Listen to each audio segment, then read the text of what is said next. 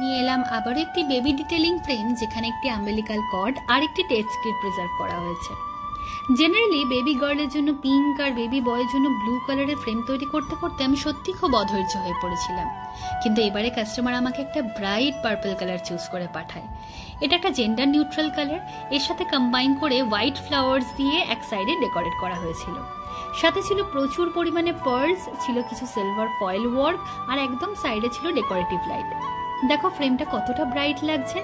এই ফ্রেমটা 8 ইঞ্চেসের একটা ফ্রেম, যার সাথে ছিল একটি উডেন ট্রাইপড। ভেতরে ছিল বেবির আম্বেলিকাল কর্ড, টেস্ট কিট আর বেবির বিভিন্ন রকমের ডিটেলস। তোমরা যদি তোমাদের বাজেটের মধ্যে খুব অ্যাফোর্ডেবল প্রাইসে এরকম ধরনের প্রিজার্ভেশন করতে চাও, তাহলে আমার হোয়াটসঅ্যাপ নাম্বারে তোমার সমস্ত ডিটেলস সহ একটি হোয়াটসঅ্যাপ করে ফেলো, অথবা সেম নাম্বারে আমাকে একটা কলও করে ফেলতে পারো। আর সাথে সাথে এই ফ্রেমটা তোমাদের কেমন লাগলো অবশ্যই জানিও।